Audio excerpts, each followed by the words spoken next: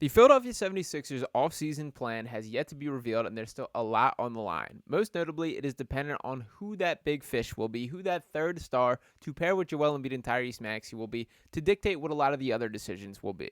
Well, they got some good news on the potential availability of Paul George, which is great news on what should be the plan A for the Sixers organization. I want to dive into what specifically that is, what that means for the Sixers, why Paul George is the best option for this team from all the financial and salary cap implications, as well as the future planning there and everything else about Paul George here. So let's start off with the initial report, and this is probably the most optimistic that I have been on Paul George actually becoming available here, as we have this report from Brian Windhorst on the Pat McAfee show that says Paul George and the Clippers are reportedly, quote, not on the same page in contract negotiations. So we know a bit of the stalemate here, that Paul George very clearly wanting that full max deal, and Kawhi Leonard kind of setting the precedent in that Clippers organization that that's not the way that they're going to do business, that everybody's got to eat here, everyone's got to sacrifice a little bit, and it does not seem like Paul George is holding the same sentiment here. Now, we also got some news from the Sixers angle here from that same report with Windy, who says that the Sixers are prepared to give Paul George a max contract this offseason should the 9-time All-Star opt out of his player option with the Los Angeles Clippers. Windhorst said on the Pat McAfee show, quote, the two teams that are expected to have a serious look at him are the Sixers, who would opened up cap space to give him a max contract, over $50 million to start, and the Orlando Magic. So the Orlando Magic, a bit of a sleeper team in this conversation. I do think that they're going to be in the market for overpaying players, but to be perfectly honest, I think it makes a lot more sense for like the Klay Thompsons of the world or players like that to go down to Orlando. If Paul George just wants to chill out for the rest of his career, that's certainly a spot for him. Orlando is not a team that's horrible, but I do think that if he does want to contend, if he does want a part of a potential championship run and ring on his finger, Philadelphia is the destination. And I do think that even applies when comparing to the Los Angeles Clippers. That I think it's a tough angle to believe that Kawhi Leonard will ever be healthy again to go on that type of playoff run. And it's obviously a different story if there was a belief that that was the case, that there's no doubt about how talented Kawhi Leonard is when he's able to play. But it's just frustrating how little those opportunities to present itself. Now, I know Joel Embiid is not the model of health here, but he's still more available than Kawhi and still a guy that's seemingly able to play through a little bit more than Kawhi. That it does feel like Kawhi's injuries specifically are ones that shut him down and are pretty impossible to play through. That is not a fault of his. That's unfortunately the cards that he has been dealt. Joel's been a guy that we've seen playing through torn meniscus, playing through broken face, torn ligament on his thumb. The list goes on and on here. But I do want to talk a little bit about Paul George specifically. And I personally am of the mindset where Paul George is clear-cut the number one option for the Sixers this offseason. And why I fully believe that is because you can just straight up sign the guy. That even if in a vacuum you believe a player like Jimmy Butler or LeBron James or Brandon Ingram, LeBron a bit of a different conversation point for this one specifically, but any of these players that we are talking about, you got to give to get. That it takes digging into your draft picks, takes finding salaries to match that, what the Sixers basically have none of on their current roster. Paul George is a guy where you simply write out the check and hand it to him, and he becomes a member of the Philadelphia 76ers. And what that means is they have so much flexibility moving forward that you can trade those future draft picks. You're not going all in on this specific move. So I did want to break down this write-up from Brian Toperick of Bleacher Report here. Brian does some awesome work. He's kind of the salary cap guru that I referred to, but he had an interesting perspective on this that I did want to read. He says, the Sixers' reported interest in Paul George is perhaps the worst-kept secret in the NBA. In late May, Kevin O'Connor of The Ringer reported that signing George was the Sixers' plan A this offseason. If the Los Angeles Clippers don't offer him more than the 3-year, $149.7 million extension that they signed Kawhi Leonard to in January, the Sixers can come over the top with a 4-year, $212.2 million offer. And just to interject a little bit here, that's essentially the difference between the Clippers and the Sixers offer. It is that final year for about $60 million.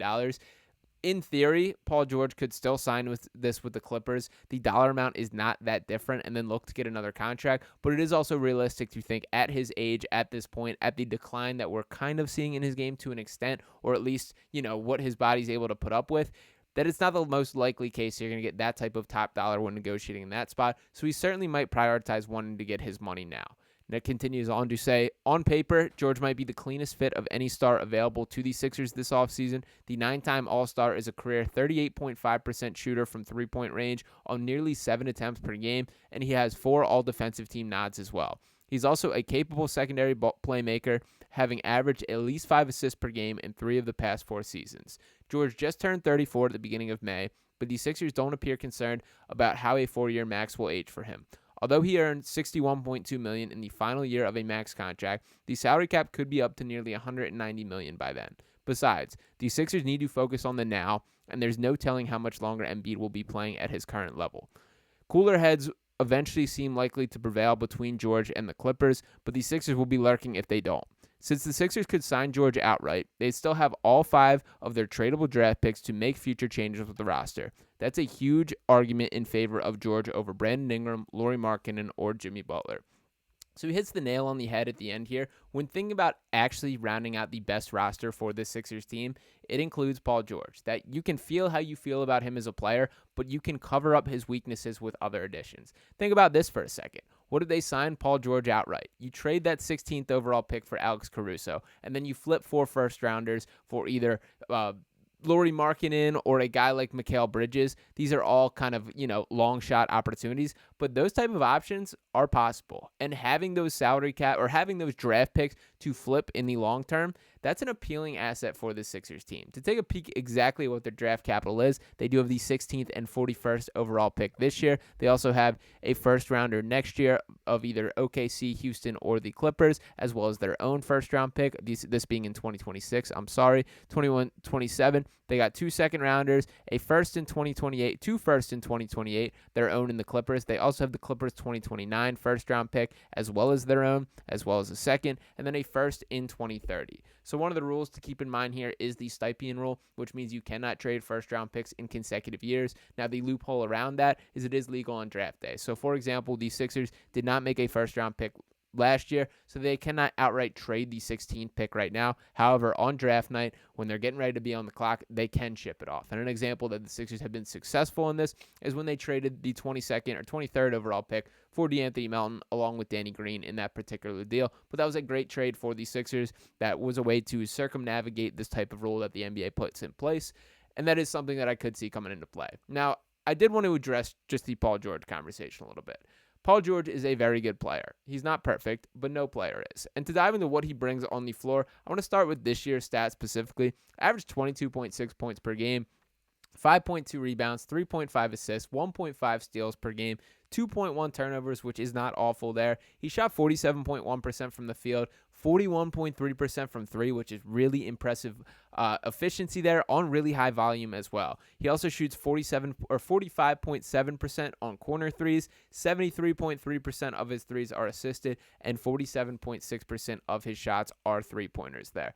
And to take a bit at the long-term view of Paul George, I do want to contrast his regular season production with his playoff performances. I know we've seen the playoff P accusations and some of the jokes and comments, and it was a bit more of a mixed bag of results than I honestly expected going in. So we'll start by looking at his regular season stats and a bit of the long view here that you can see he's had quite the career to this point, played for 3 different teams with the Indiana Pacers, the Los Angeles Clippers, and the OKC Thunder.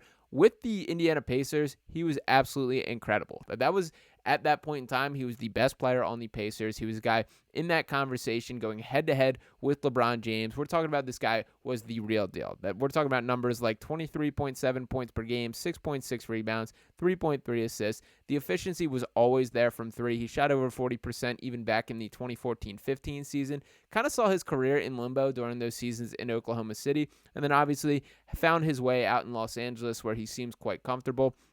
And most recently, you can still see the production. Now, to compare that with the playoff stats, that's where we get into an interesting point, as they were the highest of highs and lowest of lows for Paul George in the playoffs. Now, to dive into these stats specifically here, looking at last year's playoffs, not incredibly appealing. 19.5 points per game during those 6 games that he did play. Shot 36.7% on 8.2 threes, just 41.1% from the floor, which is not very good efficiency there. It means from in 2-point range, just 45.7%. You want it higher than that. Probably the most impressive performance outside of Indiana, which once again, he was excellent. You want to flash back to like that 2016-17 year where he's averaging 28 points per game, leading the NBA in minutes at 43 per game there. Also adding 8.8 rebounds, 7.3 assists. He was the complete player, and doing this, by the way, while locking up LeBron James on the other side of the floor there. Now, he has progressed and evolved since this point in time, and also has seen things fall out. His most recent success story came in the 2020-2021 playoffs, in which he also was very good.